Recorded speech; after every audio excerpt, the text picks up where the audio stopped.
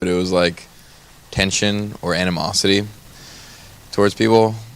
And I was like, I know a lot about Mormonism, and my grandfather was a Mormon priest or a bishop or whatever the heck it's called, and I hate Mormonism. Yeah. And then even like Islam, because before I was Christian, I thought about following Islam because I was looking for something. And my stepsister, actually Jehovah's Witness. So we're kind of chopped. But anyways, yeah. But yeah, and I was the last one to convert. So I kind of grew up around all that before I was like even with the Lord. And so I like hate this stuff. And I like studied a lot of it out of like dislike and distaste.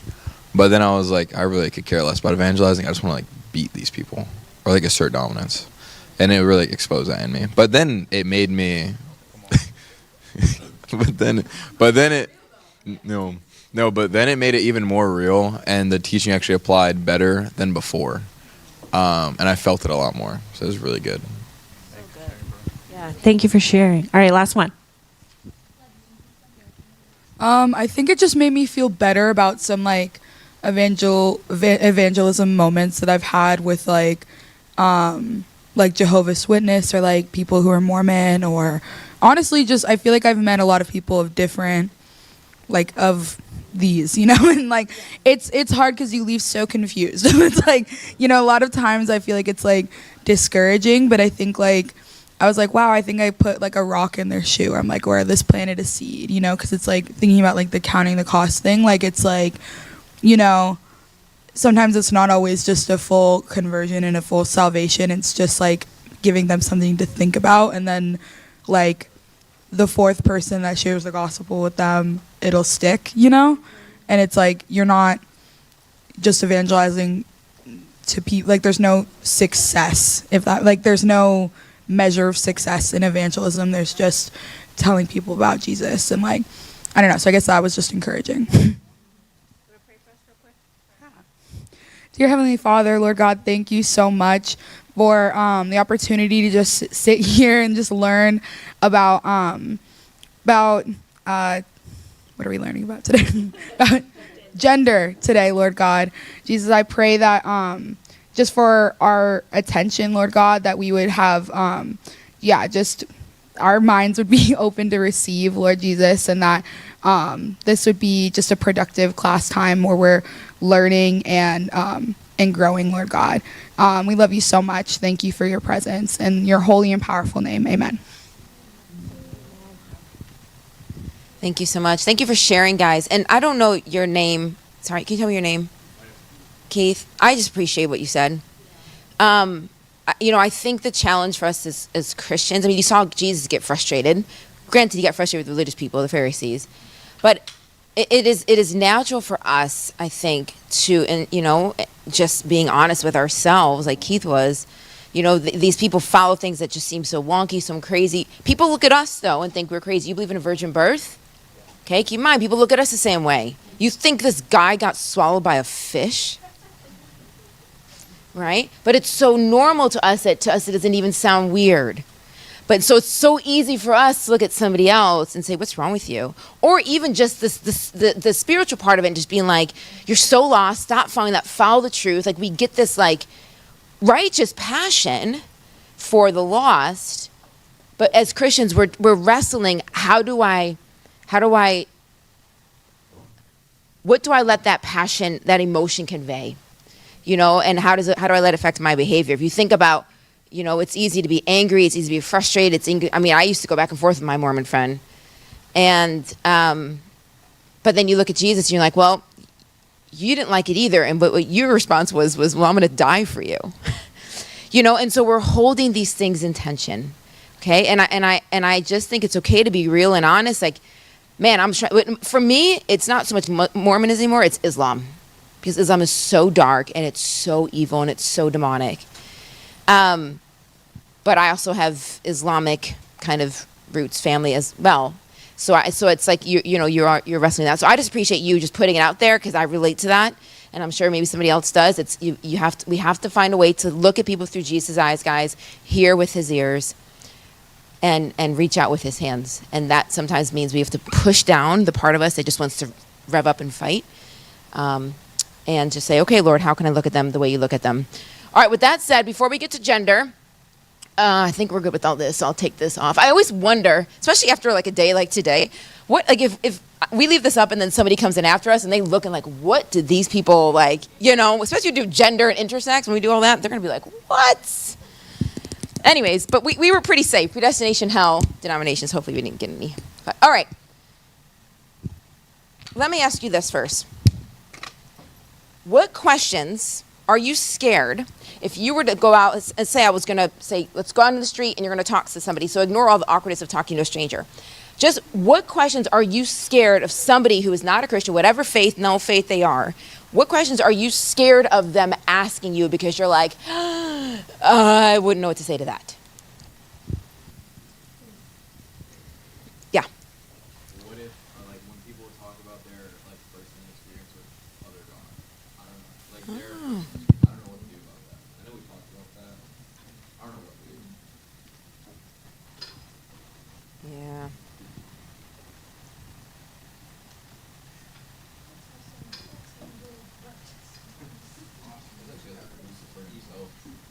Great. Okay. Okay. Anybody else?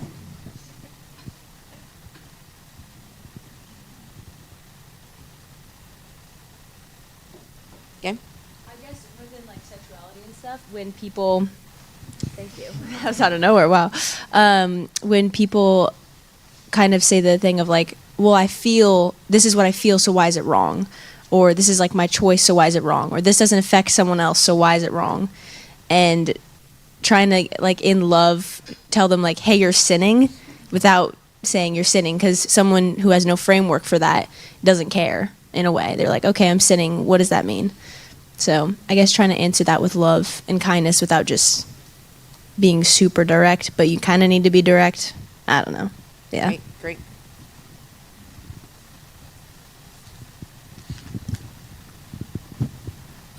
If someone would say, so you think that I would go to hell? Yeah. I don't think I'm sure. So I'm going to go to hell if I don't believe, right? I don't think I know. Okay. Hi, thanks. Specifically in relation to people who have gone fully trans, so like let's say male to female, Sure. and has decided to Completely chop changed. off, Oh, yeah. you know, Yeah. and become a woman. Yeah.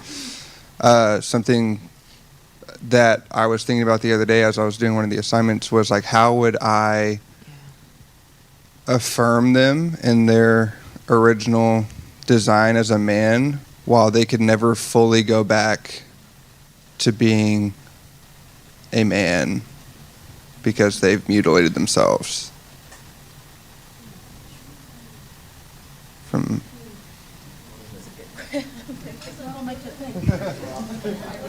You know.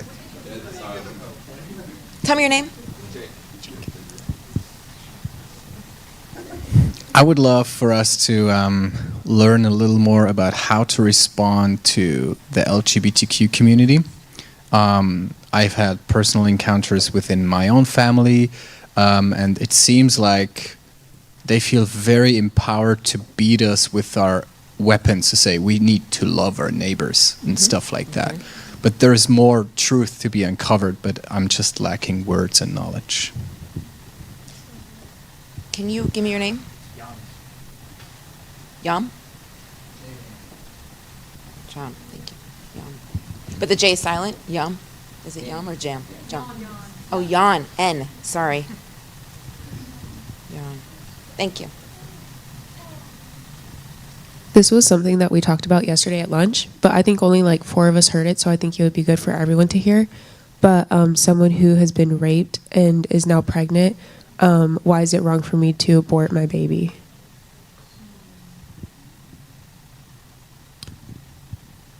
Last year I talked to this person and he was like an older guy and I was like just evangelizing to him and he said, well, I don't believe in God because I begged and begged God for like some sort of like encounter for years and years and years, over and over, and he never showed his face to me, but he would show it to everyone else around me, and he's like, and God didn't choose me, and God doesn't love me. And I was just like, I have no idea how to like pray for this guy or even talk to him, because he's like, when I prayed for him, I was like, did you feel God? He's like, no. I'm like, great. And it's just really awkward.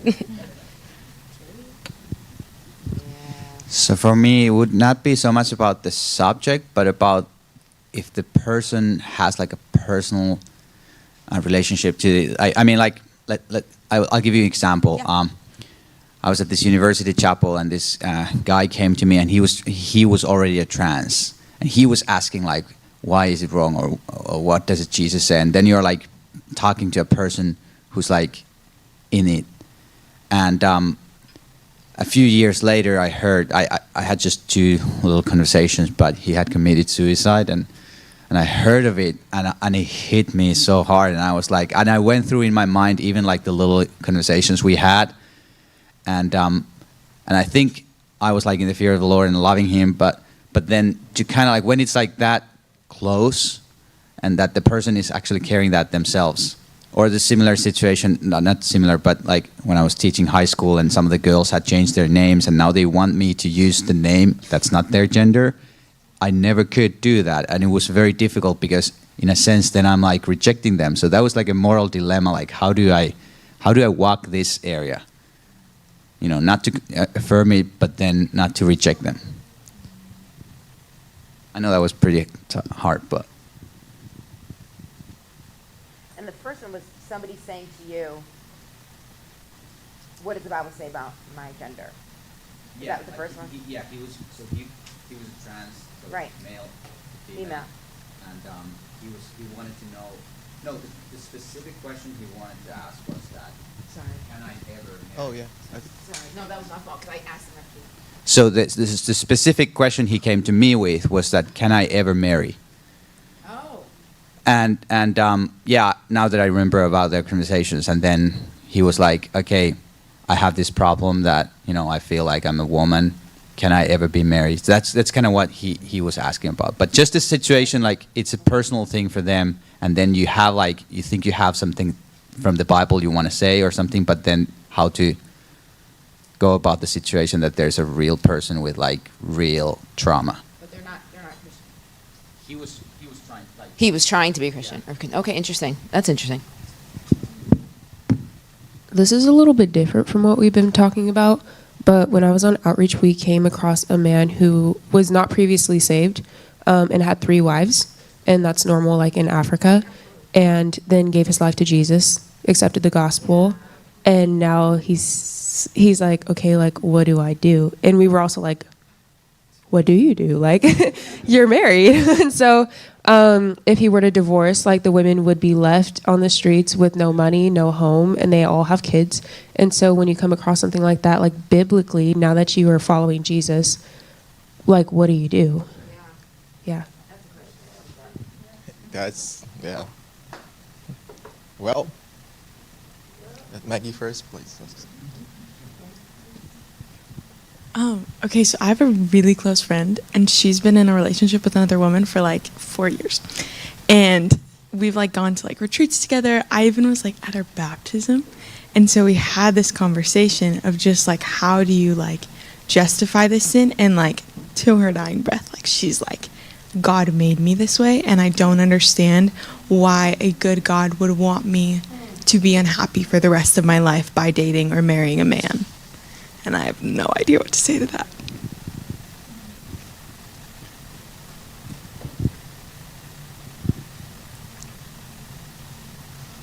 What it's like for people who are disabled or mentally limited to follow Jesus, and how much choice they have. Because I've dealt with like people like severe autism. They don't know what they're doing, but they're like in church, and I don't even know how to gauge where they're at. And then I don't know how the heck the Lord does it either, but I can't do it.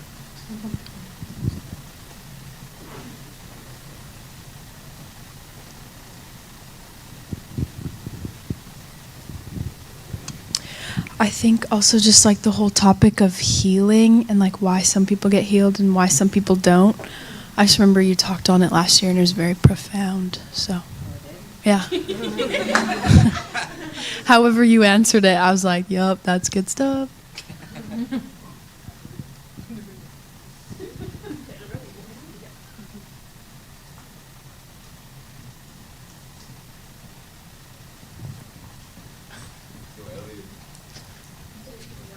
Good job.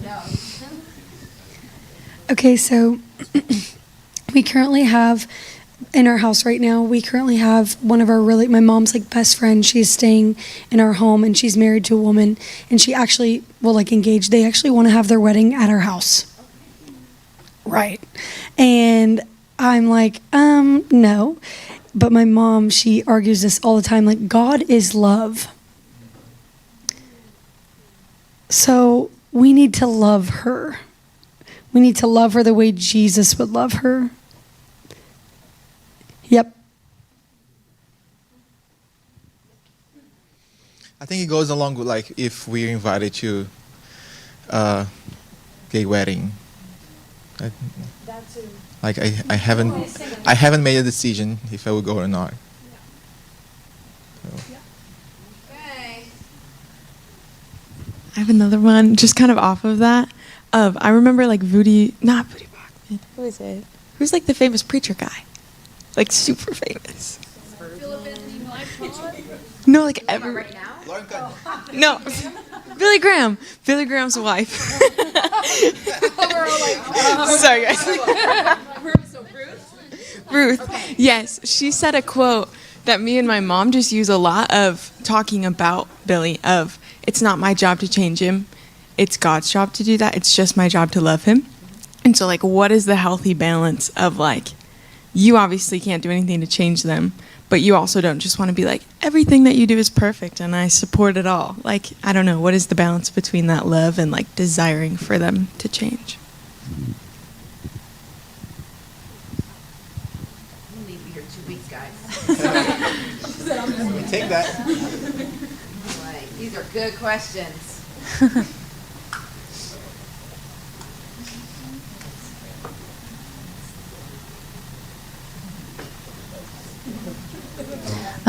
This is kind of similar to Kate's question, but like more broad of like, why does God sometimes intervene and other times not? Like, you know, just I've had people be like, oh, like why does God, like someone prays and then God like saves them or like stops this car accident or something, but then this happens, like kind of how to explain God's goodness in like reconciling that, I guess.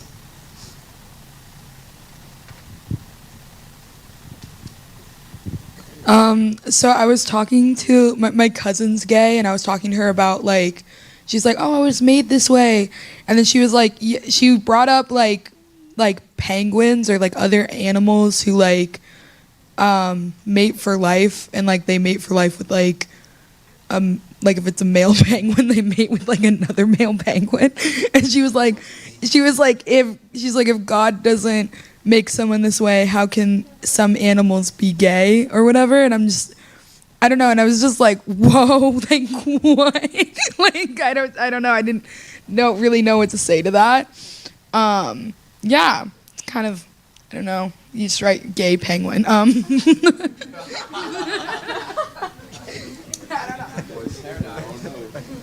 Okay. All right, I got to stop you there only because we got a lot of good ones and I got a lot to get through today. So well done on the questions. Remember your questions, guys, because what I do is I write down certain just like keywords so I can hopefully remember them. But that's why sometimes I ask you for your name, just in case I don't remember it. I can go back to that person and say what your question is. So just try and remember your questions. We are going to go through these as many as we can this week, okay?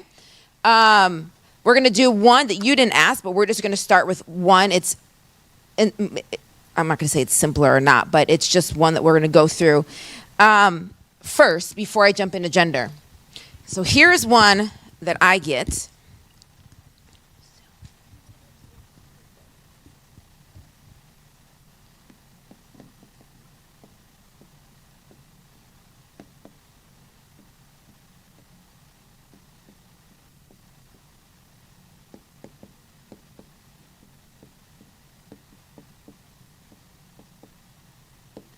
and I'm going to put wrong or mean or arrogant, whatever word you want to put here. Arrogant, mean, wrong, whatever, to say Jesus is the only way. How many of you heard a question like that before? Okay. So somebody tell me how you'd answer it. Talk to me.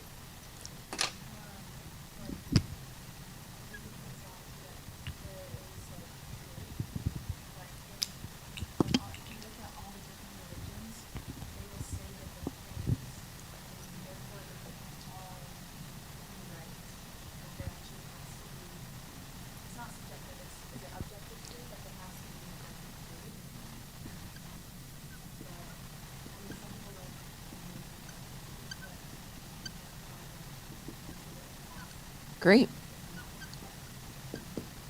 Good. Yeah.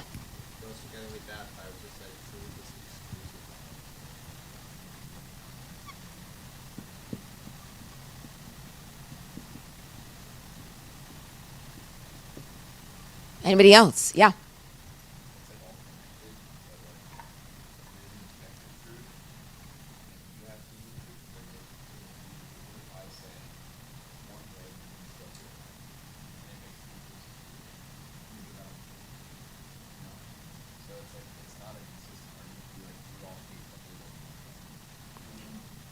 It's not a consistent argument to say we all. Right. Okay. So I'm just trying to think how to summarize that.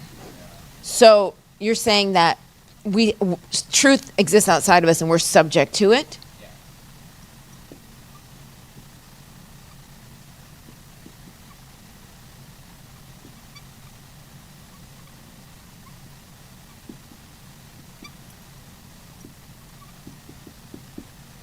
Okay. Yeah.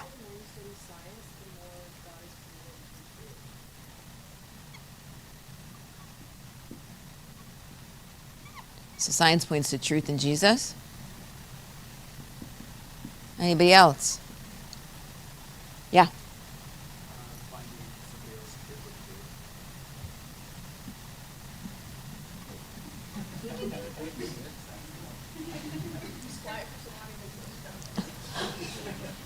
Let's talk about this piece.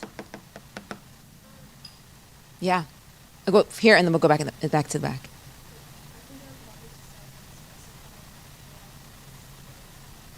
Okay. Good. Okay. That's great. Kayla.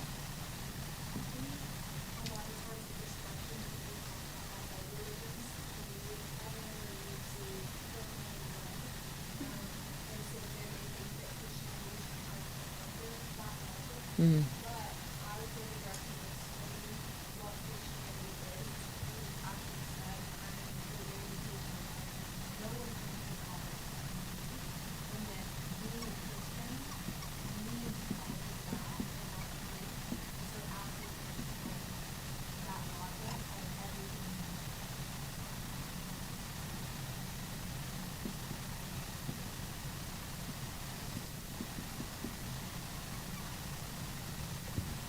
Okay.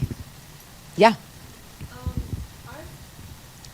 explained it in the way of like creation, and so like if there is a God and creator, then he created, he has the laws and rules, then like we have to kind of Okay. be subject to his laws and rules rather than our own. So you can choose the rule of the game. The rule of the game. Esther, did you have your hand? Go for it. So the way that I talked about this is, I kind of did the example of like, we have rules and laws, and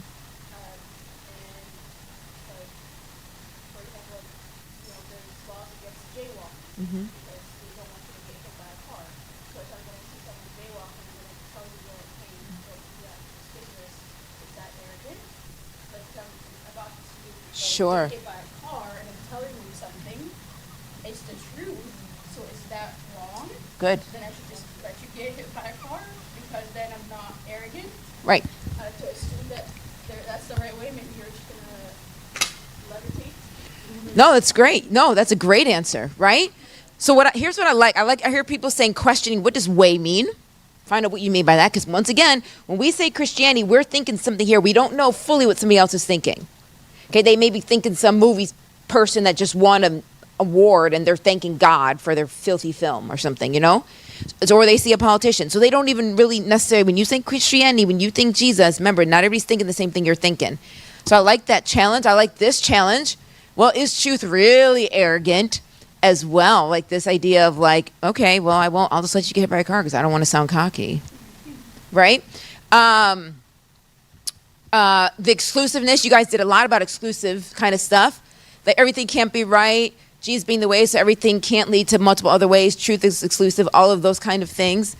One question that I would ask, so I think these are all great answers. A lot of really good answers. One thing I would add is I would ask somebody, so I was just in a conversation with an atheist, and he's like, somehow we got on the topic of morality. I think I did a podcast on morality, and he disagreed with it. And I'm like, great, tell me why. So we were talking about it, and he was like, yeah, I mean, I don't think you need God for morality. I said, okay, well, what are the other ways then? So I listened to him talk for about 10 minutes. And he was like, well, we could do this. He goes, but actually, if we did that, then the problem with it would be this. He's like, okay, so we could do this way, but then the issue with that would be this, and some people might say this. So then we could do this way. So at the end of it, he's like, well, I guess I really haven't given any really good answer to your question. Right? In other words, okay, so it's wrong that Jesus is the only way. Great. So what is the way that's better? Tell me. Tell me what your suggestion is. So what Jesus says is that it's belief in him, and we essentially get to be clothed in all his goodness, his righteousness, and we get into heaven off of his coattails in that sense. Like, it's because of him that we get in. So if you don't like that, then what is the other way? Well, you can be a good person. Great. Let's talk about being good. What does it mean to be good? Does that mean you have to do like, well, first of all, what is good? Because we disagree as to what is good from culture to culture to culture. So we don't even agree on what good is. But then, how do we know if you're good enough? Is there a quantity? So maybe if you do like 99% of your life is done of good things, then you're good enough? But like, have you kept tabs on how many good things you did this year? Because you got to get that ratio right. If it's 99%, you don't want to get it wrong and only do 98% good and then you miss out. Or is it the number of deeds? Like, you've got to do 15,000 good deeds in your life. Okay, well, what about the person who dies and only did 14,999? Should they not go in? Well, I mean, they're really close. You know, they're just one way. So maybe we'll let them slide in. Okay, how about the person who does 14,998? Should they go in then? 97? Like, are we just going to keep letting people slide in? So in other words, my question to the person is, that's fine. So you tell me what the better way is. And I want them to answer. And sometimes what happens is people don't think about what the alternatives are. They just say, I don't like this way. And so getting people, so then what happens is they do what this family member did, and they're like, I guess I really don't have a good answer.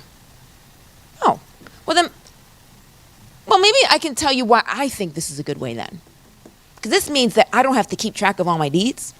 That means I don't have to worry about, oh my goodness, I just messed up. Am I just gotten kicked out of heaven on a daily basis? And it means that God's acceptance of me is not conditional. Like, I don't have to earn it. He just loves me. So then it opens up to say, well, this is why I think it's good. See how we kind of process through some of that? This is what we're going to be doing all week long with all those questions you thought I was going to answer for you. We are going to be doing this all week long. Well done, guys. Great job. Yeah. Yeah.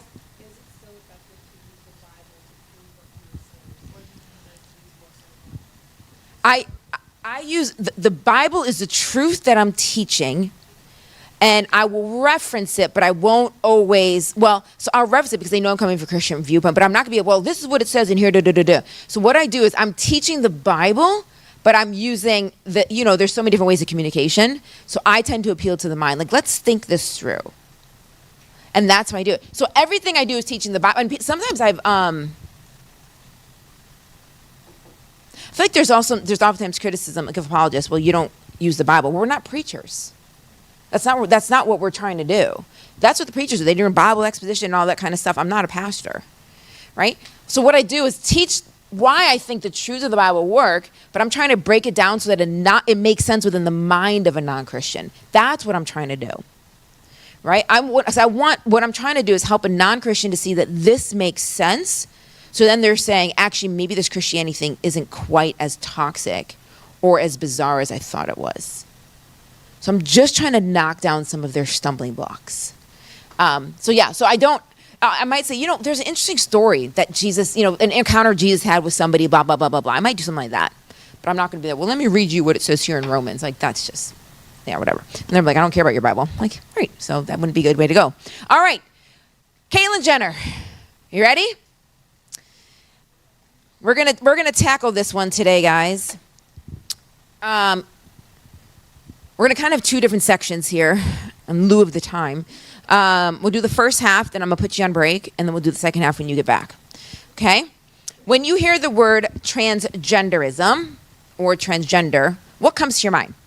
And you can just shout them out at me, and I'm just gonna be writing furiously.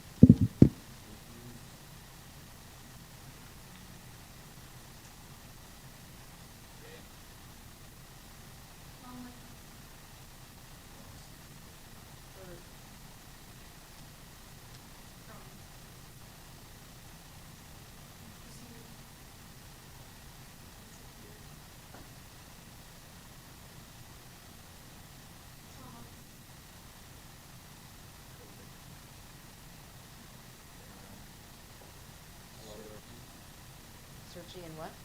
Follow your heart.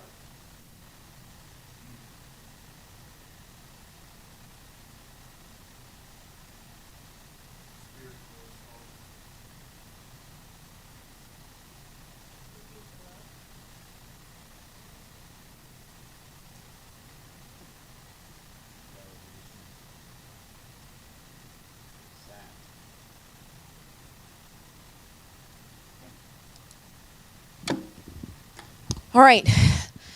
So let me give you full disclosure where my head is at before I begin. I've been given this talk more than any other talk in the past 3 years. The first time I ever gave it was at YWAM Maui. And the wrestle I have with this talk is this. Most of you guys are probably in your 20s or close to it by this point. So you're adult, okay? I oftentimes, middle school, I don't really do this with middle school. But sometimes with high schoolers, I gotta be mindful. But the point is this. If I look around this room, there's probably a good percentage of people in this room who know somebody who's trans, know somebody who's struggling with their gender, has a family member, friend, or maybe it's even you who's struggling with their gender. And over and over and over again, you're going to hear the detransitioners say, that's people who transitioned and detransitioned back to what their original birth sex was. Over and over, what you hear them say is, nobody told me what this was going to do to my body. I did not know. And so the challenge I have as a speaker on this topic is I feel the obligation that I have to tell you. And so some of this stuff is not going to be pretty. And some of this stuff is going to be uncomfortable. And I'm always wrestling with how much do I tell them and how much do I withhold because it might be too much. And that's what I wrestle with every single time. So I want you to know this first hour is going to be chill. And we're going to kind of like do lay the land, what's going on, learn some of the statistics, that kind of stuff, information, that kind of thing. It's the second half when I talk about what happens when you take testosterone and estrogen and what it does to your body. And so I have to prep you and warn you that I'm going to get a little bit detailed, no pictures, but I am going to talk about what the changes are going to be to your body. Because what I can't do, it would be a disservice to you if any of you are in here struggling with gender dysphoria, you have a friend or a family member, whatever, and you walk out of here and you could say, nobody told me what this was going to do to my body. I can't let you walk out of here like that. And so if you're someone who's like, ooh, that might be, I don't know if it'll be a bit much for me. And at any point, if you need to get up and walk out, you are totally welcome to do that. It's really just during that part where I'm going to talk about what it does to your body. Okay, like I said, this first chunk is going to be fine. Okay, and so if you feel like I need to step up, I need to get out, I need to walk out, feel free to do that. I will not be offended. You will know that that section is over when you look in through those windows and you see God help on the screen. That's when we are going to turn to the Bible. Okay, and then you know, okay, it's safe to come back in. Okay, so I want to put that out there for you guys. I know a lot of you heard this one last year. It's going to be slightly different than last year, but I at least need to let you know that I have an obligation to tell you. Okay? With that said, so often the argument is framed that it's Christians, it's Republicans, it's conservatives that are against the left or the Democrats or the trans community or the LGBTQ community. That is what's constantly put forward. And I want you to know that's the lie. That's not true, actually. There are plenty of people, and we will look at some from the LGB community, so the lesbian, gay, bi community, that have been speaking up against the T. And we will look at some of that. And just so, but so often in the public, it's these Christians hate this community and all, and that's not at all true. So just to prove to you that it's not true, I will not use a single Christian source throughout this talk until I get to the part that says, God help us. Now we'll go to Christianity at the end. But I will not use a single Christian source. And the reason why I'm not going to is because I don't need to. Because the best sources on this topic are actually secular sources. I don't need the Christian sources. The non-Christian sources are really good. Okay? So with that said, let me go ahead and jump right on in. If you want to, by the way, I have a podcast called Hey Alycia, and people send in questions to me, blah, blah, blah. If you want to hear like a shorter version of this, you can go to episode 5. I had to think about that for a second. Episode 5. And we'll do gender. Episode 6 will be on the topic of intersex, which we will also do. If not today, we'll do it tomorrow. And then episode 7 is looking at Imani Khalif, the Olympic boxer, and that whole kind of controversy on this Olympic boxer where they male, female, and they were boxing against women, all that kind of stuff. All right. With that said, let's jump on in to all of this stuff. So first, we're going to look at a little bit of background. We will look at kind of what's going on kind of around the world and what's kind of going on locally.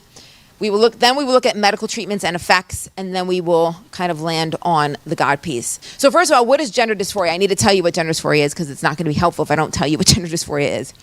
Gender dysphoria is a disconnect between what's oftentimes referred to as the sex assigned at birth. So you need to know that phrase, that's a popular phrase. The sex that was assigned at birth is the way that people talk about what your biological sex is, versus the gender that you identify as. So I will use me as an example throughout.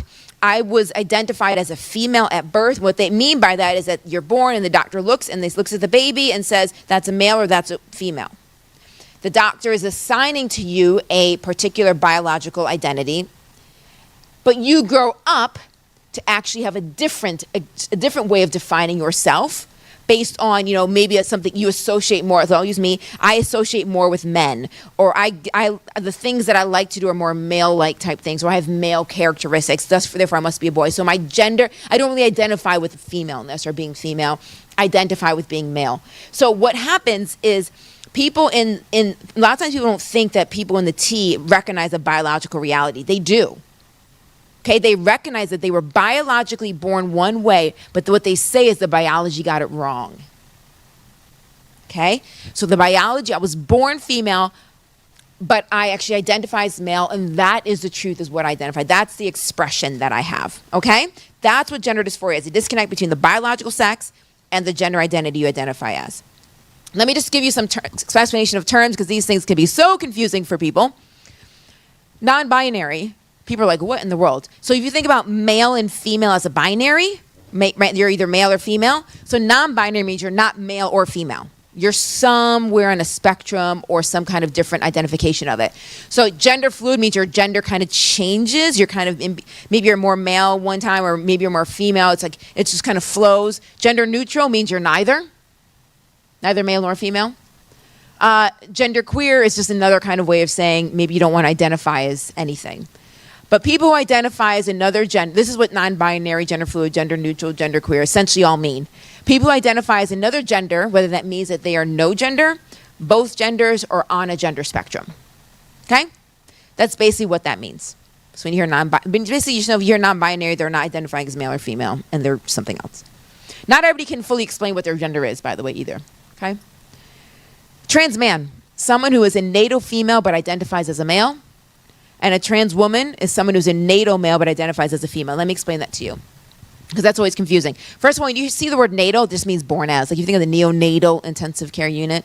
So this just means born as. So I will use me as an example, that someone who's a NATO female, so born as a female, but identify as a man. So therefore, I'm a trans man. So if you see Alycia, if Alycia was born as a female and identifies as a female, then I'm a woman. But if I am born a female but identify as a man, I can't still be a woman. I can't just be a man. So I'm a trans man, which means I transitioned to man.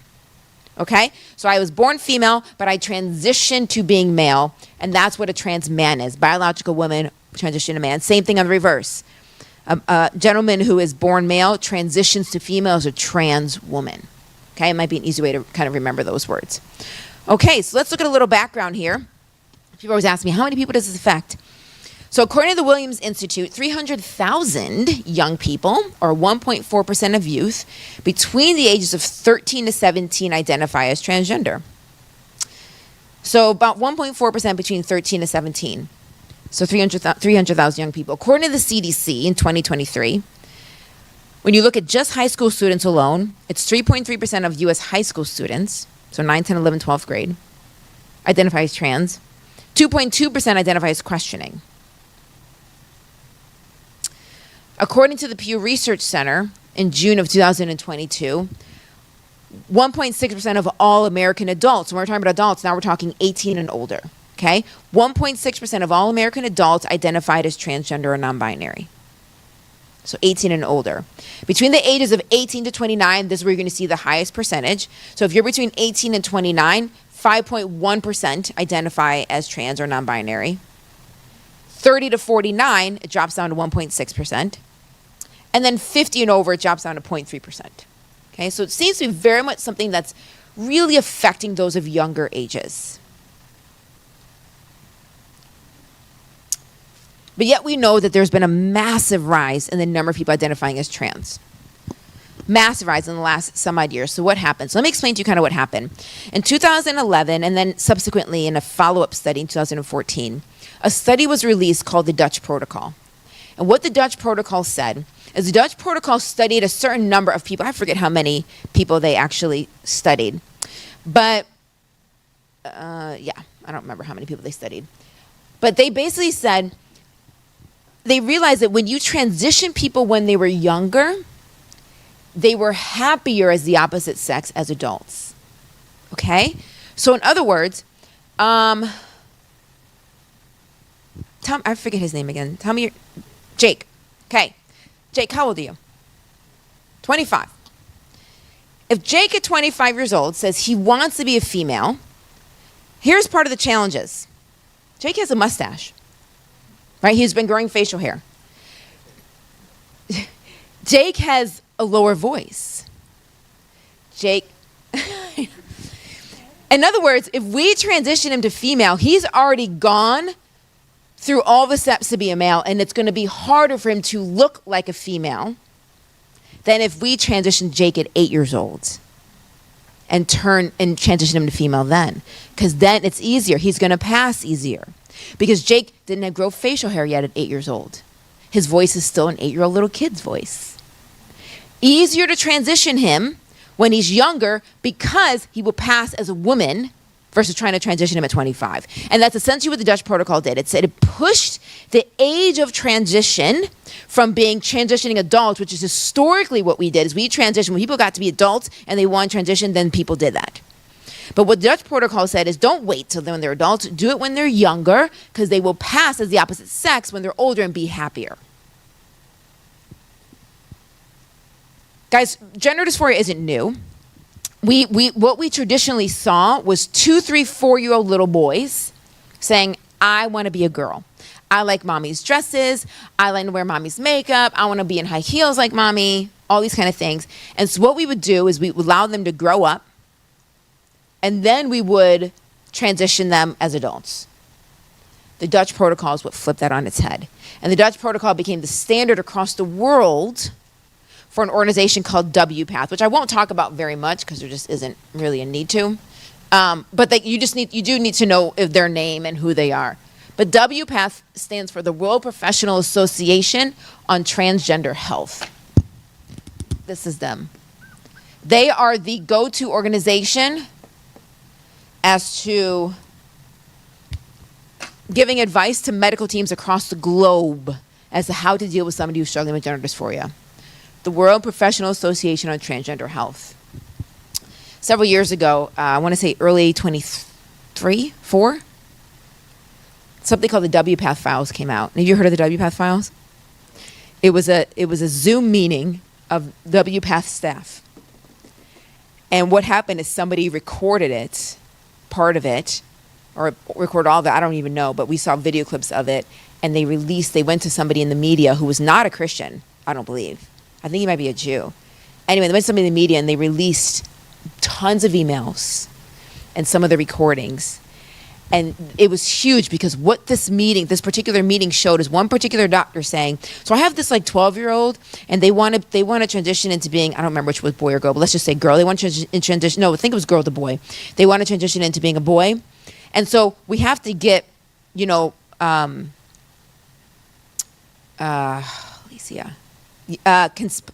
Yes, it's the consent. What word is I'm looking for? Informed consent. Thank you for helping me along. That's what I mean. Informed consent. We needed to get informed consent from this child, but they're 12. So they're like, so I'm trying to explain to them what it's going to do, but I'm like, I don't really think that they understand because they probably haven't even taken biology in school. So I don't really think they understand what this is going to do, but we want them to be happy, so we're just going to, give them what they want anyways. And this is the video that's being recorded that was dropped on YouTube at different places.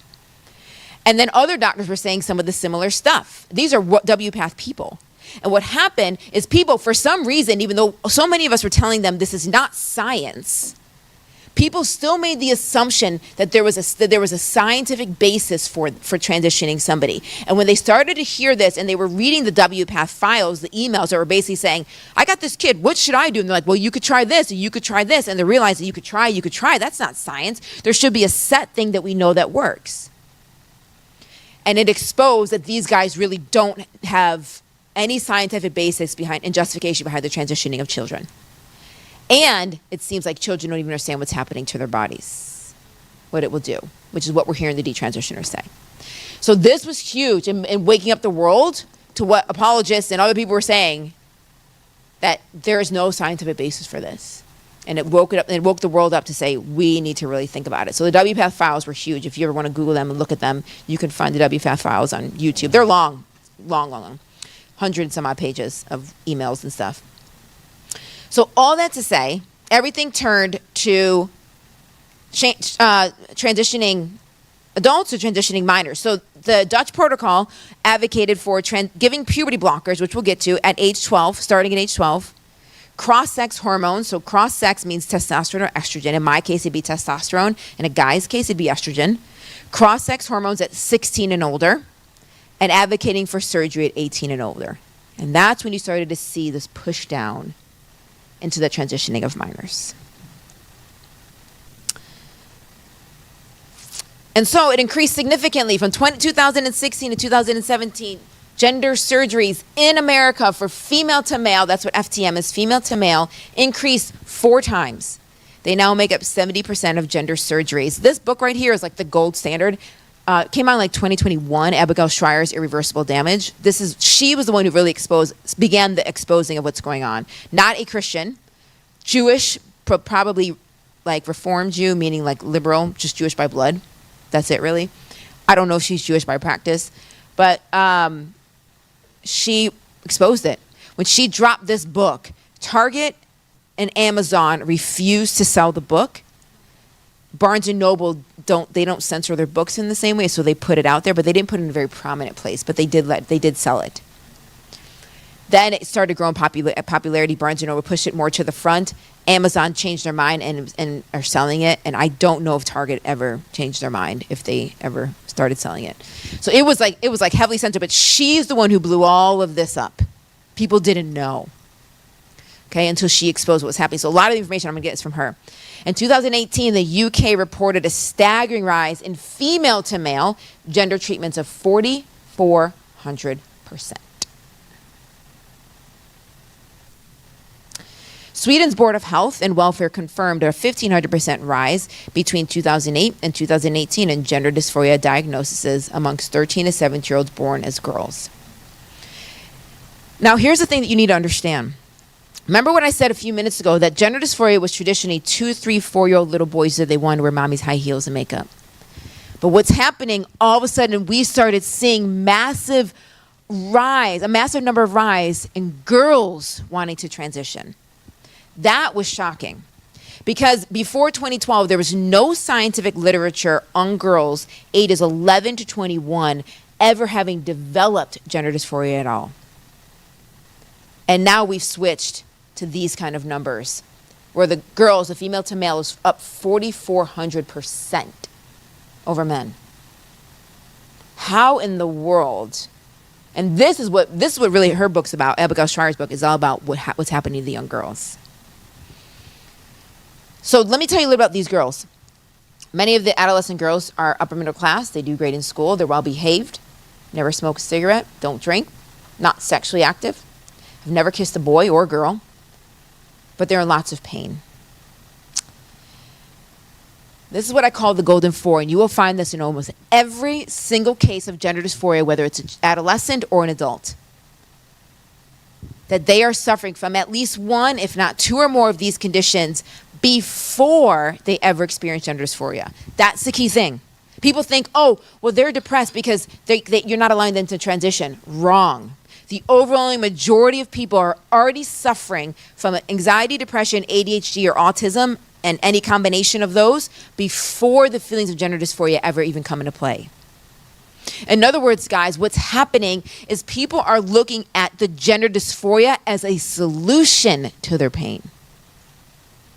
So they're depressed, they're anxious, they're autistic, they got ADHD, life is awkward, life is weird, it's hard, they're going through puberty, they don't like themselves. The problem must be that I'm not a girl, I'm really a boy. And if I become a boy, I will finally be happy. And so what we're finding is it's actually with these young girls, it's actually less that they want to be a boy. It's more that they just don't want to be a girl. And why is that? Well, a lot of the girls don't like their bodies, right? Puberty happens. Maybe they're not as tall as they want. Maybe they got a lot of acne. You know, maybe they look more awkward than they want. Maybe they gained weight. The list goes on as to why the young girls don't like themselves, okay? Then maybe they don't fit girl stereotypes like pink and dolls. That was like never me. My mother tried so hard, guys. My mother was like female of females, right? Dresses and heels and makeup and her hair done. And like, she had me in like beauty school, right? And they would like try and do my hair, but they didn't really know how to do my hair and makeup. And then I was in beauty pageant after beauty pageant. I can tell you how to walk down the runway and how to turn and all the things. I got all these trophies. She sent me to etiquette school. This is how you walk down the stairs without looking down. And I had to practice walking down the stairs without looking down, doing all of that stuff. And guys, I was the girl that just wanted to run out and play with the boys, okay? I loved sports. I still do to this day, okay? I was the girl that the boys would pick to be on the dodgeball team, right? Why? Because I could catch. Like, I was not scared of those balls. When the guys would just whip them, they would smack me right in the chest. And I'd be like, yeah, like it didn't freak me out at all. But I literally could not throw like the guys could, okay? I don't know how you guys throw this like sidearm thingy that, I never could do that.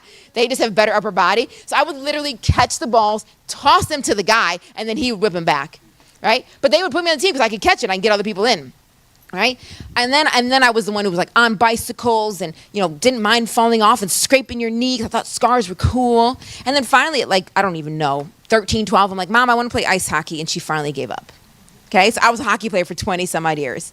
If they'd had flag football, guys, I would have been in wide receiver all day long, right? I'm an NFL junkie, right? Go Bills, Buffalo Bills. I know, yeah, I know. Thank you. Just such a frustrating couple of weeks for me as a Bills fan. His team is why. Yes, that's what he's pointing at. But I was just always me. So I was never into the dolls. I was never into the pink. That was never my thing. But you know what they said in my era? Oh, well, she's just a tomboy. So what happened is I still had to wear my dresses and ribbons and bows to church. But I was able to do sports and gymnastics and all this kind of fun stuff. Softball, I played softball for years. I was able to do all that kind of fun stuff. What's happening is these young girls are feeling like because I don't like those things, it isn't just that I'm a tomboy, it's just that I must not be a girl at all. Okay? Some of these girls don't want to be girls because they've experienced abuse. They've experienced abuse as a girl or maybe abuse as a grown woman. So this actually applies to some of the women as well. They've been told being a girl is horrible. You have your period all the time. You're going to get paid less than the men. The men are going to get the promotions and you're not going to get the promotion. So they're told all this stuff. Like, what incentive is there to be a woman? Doesn't sound exciting. Some of them are just more masculine and they've been bullied for being masculine. Some of them are gay. That's what it is. A lot of them are just gay, lesbian, and same thing with the boys. They're just gay boys. They're not. But they think, the reason why I'm attracted to women is I must be a boy. My body got it wrong. That's why I'm attracted to women. Or maybe they don't want to be gay. Some of them, what's interesting about this and what they find with the girls, it's when the girls transition, it's not like they take on the stereotypical boys things. They're not lifting weights. They're not working out a ton. They don't, all of a sudden love cars or love watching sports and all that kind of stuff. So they don't even take on the male type characteristics. But they suffer from that. Any one of those four, any combination of the four.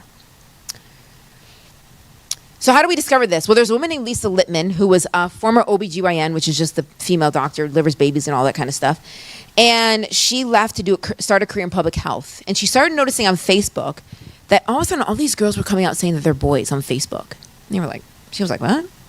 So then she started saying, okay, and just kind of observing it. But then she started noticing that when one girl came out as trans, her friends that were girls also started saying they were trans. And she's like, why are there so many in this friend circle coming out as trans? And so she started to realize that this is what she considers a social contagion.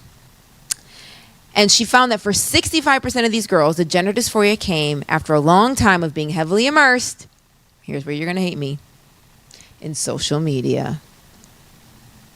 Guys, the links between social media and mental health are already there. Jonathan Haidt, you probably heard of Jonathan Haidt, fantastic sociologist, not a Christian, again, social psychologist, whatever you want to call him, or he calls himself, has written the book, The Anxious Generation. He's been talking about this for years.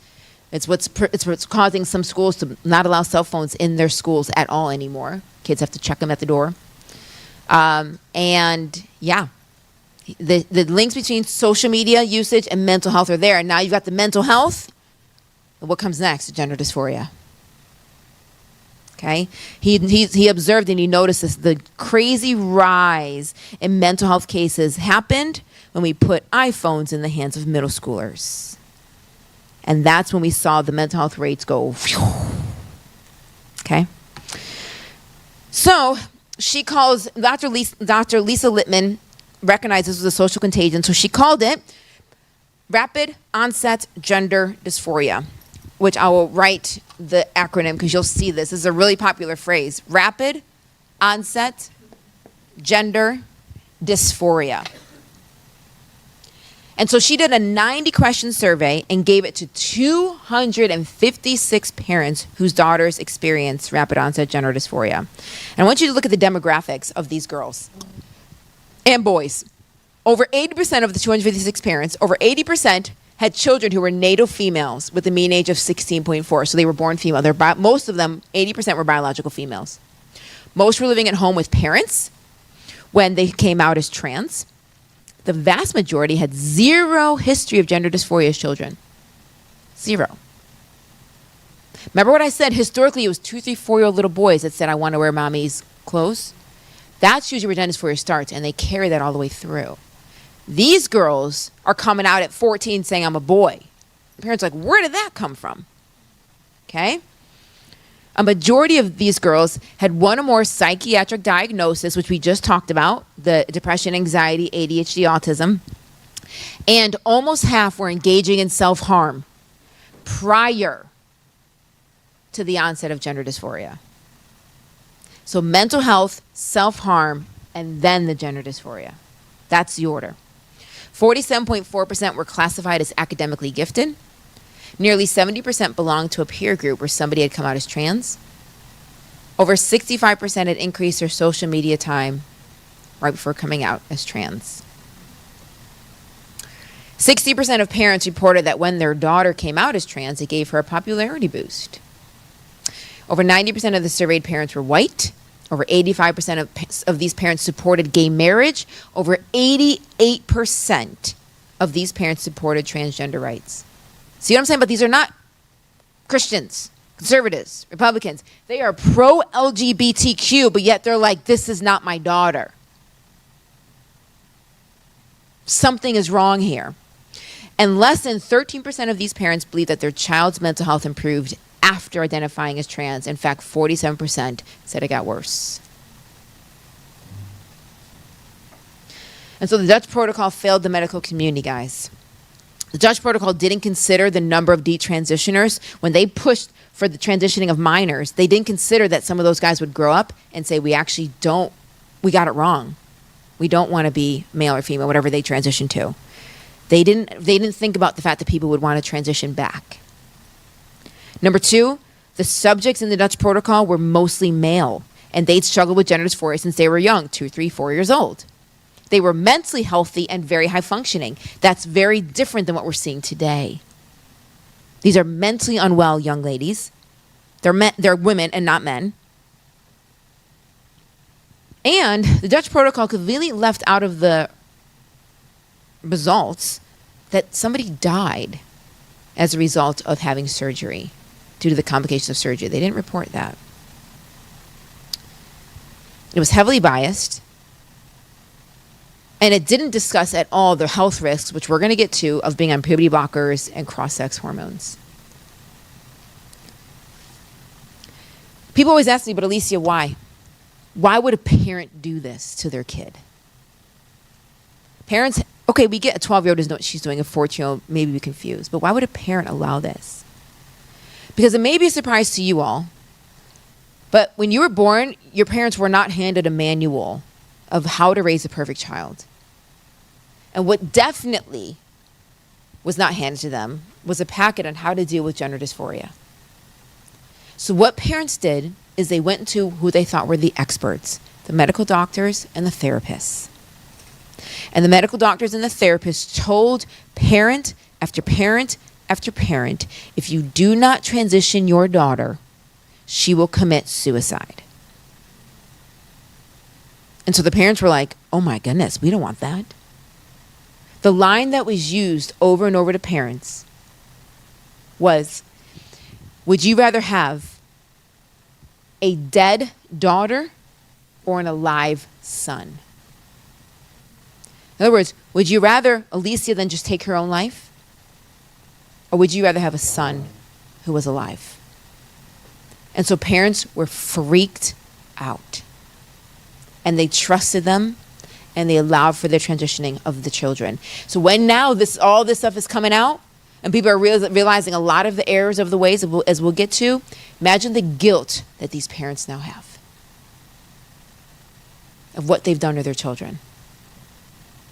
I'm like, bring in the lawsuits, sue them all, get all the money you can get, sue them all.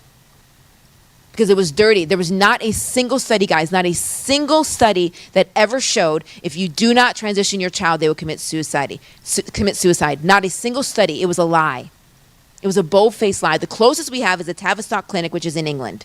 It's London's large gender clinic, which they have now is in the process of shutting down, or if it hasn't been shut down already, it is. In that clinic, over the 15, 20 years, however long it was open, they had 15,032 patients.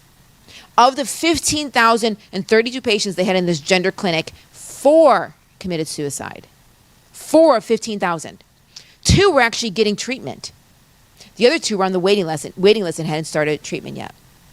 That is different than saying, if you don't do this, they will commit suicide. It was deceptive. It was dishonest. So why do girls transition? Well, we talked about that. They don't like being themselves. They struggle with their identity in terms of just being a girl, girly things. But what about boys? One thing I want to add with boys is that some boys are just, they're not as masculine, but they tend to not always feel like they fit in with the other boys. Maybe they have sensory issues. Maybe they don't like a lot of the boy things. Maybe they're more artistic than rough and tumble play and sports and all that kind of stuff. So maybe they feel like, well, I must not be a boy because I don't love the NFL. Right? And it's like, well, when it comes to adult men, the issue is autogynephilia. The predominant issue that people have looked at is autogynephilia. In other words, one of the reasons that adult men transition to female is autogynephilia, which essentially is when a man gets sexually aroused by the thought of him being a woman or by him dressed as a woman. And so that they find is like the leading reasons why adult men do transition. I would add on, I think that it's complete over sexualization of it's a complete infatuation of the female body, so much so that it's not enough to look at it, you have to become it. Because when they transition, when I see the transitioning, what they do is they transition not to look like any of the ladies in this room. They transition into high heels and really tight dresses and fake nails and long hair and makeup and fake lashes, right? It's this overly sexualized woman. That's what they transition into. I think it's a complete obsession and infatuation that's a result of our overly sexualized culture. Narcissism is another one, that they are so in love with themselves as the best possible man that obviously if I become a woman, I'm going to be the best possible woman because I'm the best possible man. So I know what the best possible woman is going to look like. When it comes to adult, well, I need to add one last thing. This is not true in every case, okay? Not true in every case. Please hear me. But I can't ignore the pedophilia aspect of this all either, okay? And there is aspects of that with certain people, not all people that transition. But there is a certain aspect where there is a wanting more sexual expression with children, okay? That happens with adult men. Not everybody. Adult females. This is the hardest one to find out what some of the causes are, but for a lot of the adult females, it's abuse. They've been abused. And what some of the young girls and adult women think is, okay, the reason why I was abused is because I'm a girl. But if I become a boy, I can protect myself. If I become a boy, they won't abuse me, which isn't true because we know boys are abused as well. But if I become a boy, nobody will hurt me.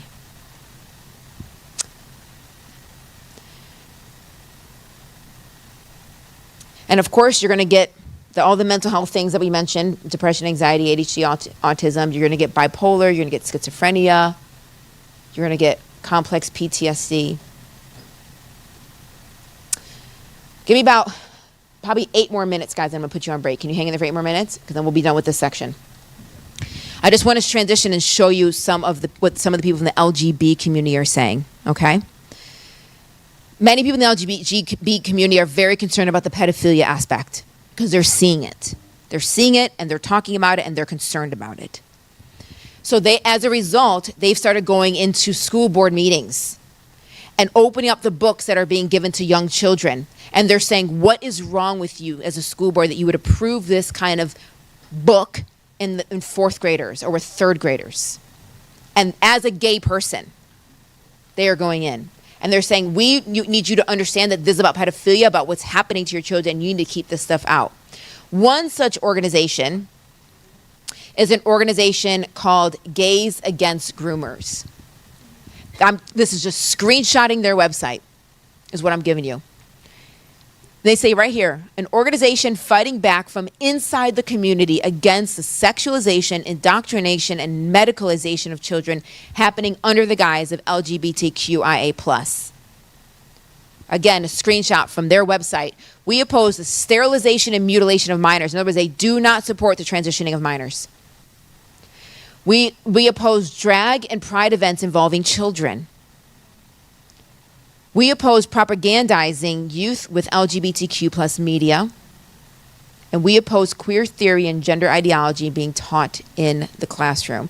This is just from the Gays Against Groomers website. They came out with a book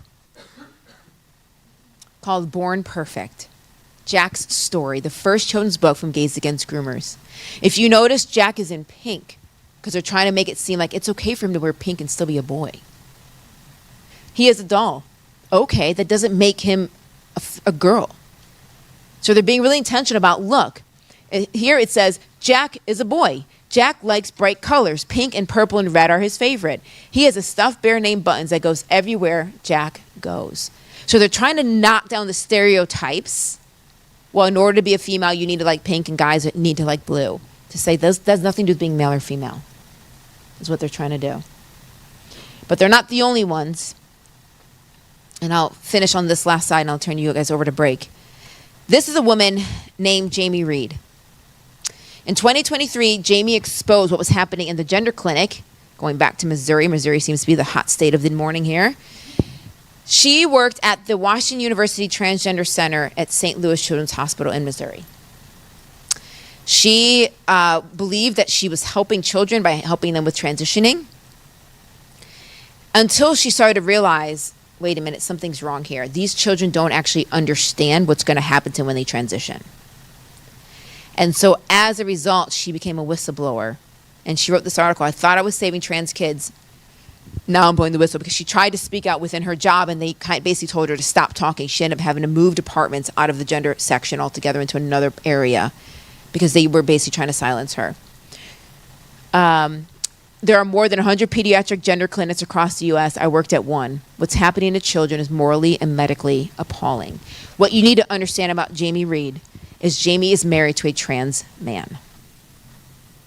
Her husband is biologically female, transitioned to being male. This is not a woman who is against the trans community. But this is a woman who's saying there's something very wrong with what we're doing with the transition of young people. Ironically enough, since dropping this article, and she's very vocal about her stance, and you can see her at panels and all kind of discussions on this.